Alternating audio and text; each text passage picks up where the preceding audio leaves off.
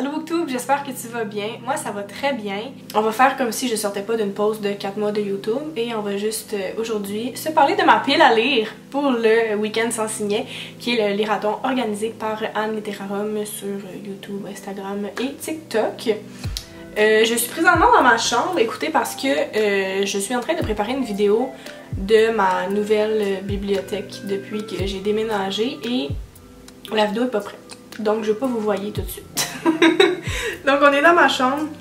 Je suis en pyjama, je sors de la douche. C'est vraiment casual aujourd'hui. Donc on se parle de tous les livres que je vais tenter de lire dans le week-end du 29 juillet au 1er août. Il y a 4 catégories, il y a 2 catégories bonus. J'ai des livres pour chacune de celles-ci. À voir si je vais arriver à passer au travers de tout ça en si peu de temps. C'est pas dans mon habitude de lire très rapidement, mais je m'apprête au jeu et je tente l'expérience. Donc, la première catégorie, c'est un livre de moins de 200 pages. Et pour cette catégorie, j'ai choisi Attentat de Amélie Nothomb, qui va comme suit. La première fois que je me vis dans un miroir, je ris. Je ne croyais pas que c'était moi. À présent, quand je regarde mon reflet, je ris. Je sais que c'est moi. Et tant de hideur a quelque chose de drôle. Épiphane Otos serait-il condamné par sa laideur à vivre exclu de la société des hommes et interdit d'amour? Devenu la star paradoxale d'une agence de top modèle, Épiphane sera tour à tour martyr et bourreau, ambassadeur de la monstruosité internationale et amoureux de la divine Ethel, une jeune comédienne émue par sa hideur. Sur un thème éternel, l'auteur d'Hygiène de l'assassin et des Catilinaires nous offre un conte cruel et drôle. On y compte 153 pages. Donc ça rentre dans les objectifs imposés par la catégorie. Ça fait super longtemps que j'ai ce livre-là. Honnêtement, je sais pas comment il est apparu dans ma bibliothèque. C'est peut-être même pas à moi. C'est peut-être à ma mère. C'est jaune, là. C'est jaune, jaune, jaune. Donc ça va être le premier livre. Je sais pas si je vais lire dans l'ordre ou dans le désordre, là, mais c'est ce qui conclut la première catégorie. Pour la deuxième catégorie, il suffisait de trouver un livre avec du bleu sur la couverture. Mais moi, je me suis dit, du bleu sur la couverture? Non, non, non. J'ai pris la consigne là, au pied de la lettre et je vais lire Liberté 45 de Pierre-Yves McSween, le livre le plus bleu possible. Vraiment, plus bleu que ça, tu meurs. Donc, le résumé. La liberté financière dès 45 ans, c'est le but que tout jeune adulte doit viser, soutient le vulgarisateur économique le plus en vue du Québec. Mais attention, liberté financière ne signifie pas être riche. Ça veut juste dire l'être assez pour se payer une vie plus facile et surtout plus riche de sens. Une vie où l'on n'est pas à la merci des paiements mensuels qu'on aime tant s'imposer. Pour atteindre cet objectif ambitieux, tu ne peux pas faire les choses comme tout le monde. Il te faut un plan. Tu dois préciser tes choix d'avenir, appliquer avec discipline 3 règles incontournables qui t'aideront à accumuler le plus rapidement possible un capital substantiel et profiter des nombreuses curiosités de l'impôt. Dans ce livre destiné aux jeunes, mais où chacun trouvera matière à améliorer son sort, Pierre-Yves McSween, sur le ton mordant qu'on lui connaît, nous incite à choisir notre camp. Ceux qui rameront pendant des décennies pour attraper le passé ou ceux qui n'auront plus à se soucier de leur futur. Encore une fois, il met les rênes de notre destin entre nos mains. C'est donc le deuxième livre de Pierre-Yves McSween, le premier étant En as-tu vraiment besoin? Je l'ai pas lu, il est sur ma pile à lire éventuelle. Ce livre comporte 290 pages, qui est quand même audacieux considérant que je dois lire 6 livres dans le week-end. Mais c'est quand même écrit gros et aéré, puis il y a des tableaux.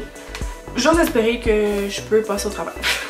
Troisième catégorie, c'est un livre dont le titre ne fait pas plus de 3 mots et j'ai choisi Fausse route de Sophie Lorrain. Si c'est comme le premier de Sophie Lorrain, En route vers nowhere, je vais le lire d'un coup. Ce livre, j'avais pas pu le déposer, donc je me suis dit parfait. Même s'il y a quand même relativement beaucoup de pages, là, il y en a 295. Le premier, je l'ai lu en une soirée, donc je me dis on pourrait s'en débarrasser rapidement si c'est aussi bon. Le résumé va comme suit. Juillet 2007. L'été s'annonce ennuyant pour Marjorie. Pendant que sa meilleure amie Sarah est partie en road trip avec l'espoir inavoué de déclarer son amour à Sébastien, Marjorie, elle, contemple le désert qu'est sa vie amoureuse et tue le temps accompagnée de son ami Jean-Philippe. À 21 ans, Marjorie est à la croisée des chemins, là où se rencontrent la vie étudiante et la vie adulte. Si ses ambitions professionnelles sont claires, une question demeure. Quand vivra-t-elle un amour réciproque? Elle ignore encore que la prochaine année lui réserve son lot de surprises, puisque la voie qu'elle finira par emprunter ne sera peut-être pas celle qu'elle avait d'abord envisagée. Un œil sur la route, l'autre sur le rétroviseur, Marjorie se demande pourquoi toutes ces histoires d'amour finissent dans un cul-de-sac. Bien plus qu'un roman sur la recherche de l'âme sœur, Fausse route est une histoire d'amitié, celle qui unit Sarah et Marjorie depuis qu'elles ont l'âge de jouer à téléphone secret et qui dure encore à l'époque des CD gravés et des derniers clubs vidéo. Je l'ai dit, je vais toujours le redire, mais Urtubise, ma maison d'édition préférée. J'adore tenir leurs livres, sentir leurs livres, posséder leurs livres. I want it all.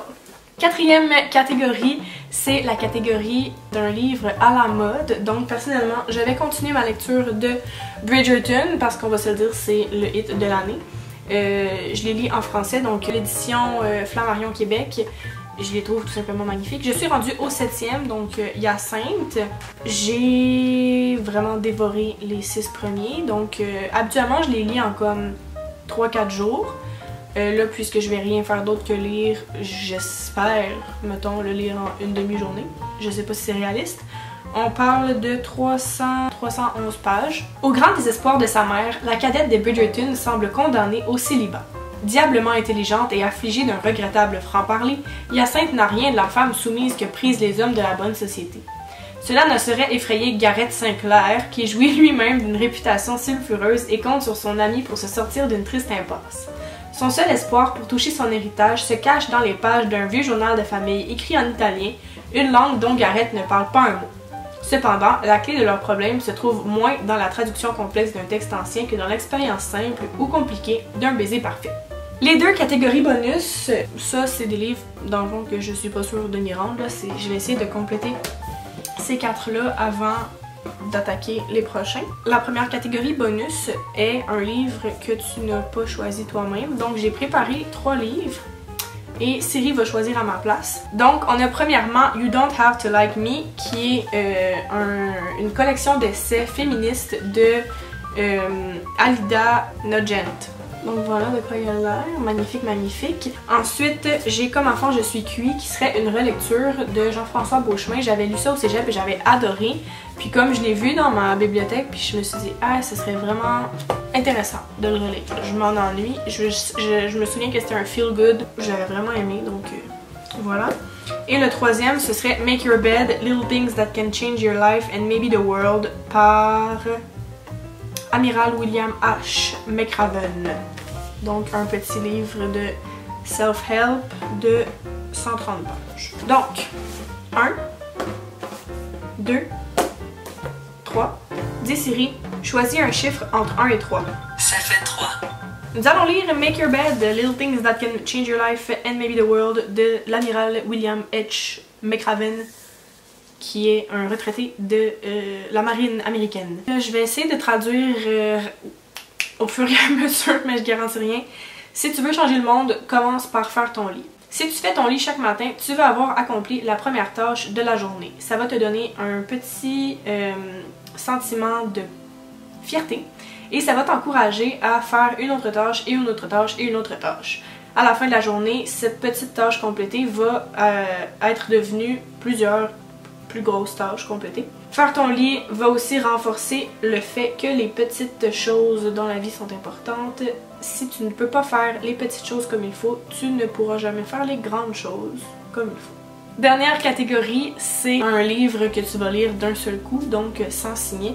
Et pour ça, je vous ai ressorti le livre le plus pas rapport de ma bibliothèque. Écoutez, c'est How to Make Shit Happen de Sean Wallen. Je sais pas c'est quoi ça, ok? J'ai acheté ça sur Amazon dans une passe de self-help. Là, je me rends compte que je vais lire 2 self-help, mais c'est pas super, ça fait 3 fictions, 3 pas fictions, moi qui essaye de sortir de ma zone de confort et de mes sentiers battus. Mais c'est ça, c'est comme imprimé par Amazon, fait que c'est écrit super gros, il est pas paginé. C'est n'importe quoi ce livre-là, genre c'est trop bizarre là, comment c'est fait. Puis c'est ça, il n'y a pas de page, je peux même pas savoir c'est combien de pages, mais il y en a pas beaucoup, tu sais, si je me fie à ça. Voici de quoi ça parle. Faire plus d'argent, être en meilleure condition physique, créer des relations épiques, contrôler votre vie et le faire maintenant.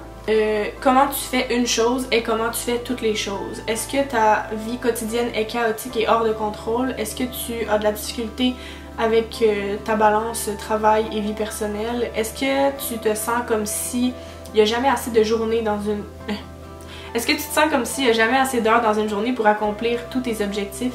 Est-ce que tu te sens que peu importe comment tu essaies fort, c'est jamais suffisant? Est-ce que tu cherches une méthode simple et exécutable pour créer la vie que tu as toujours désirée?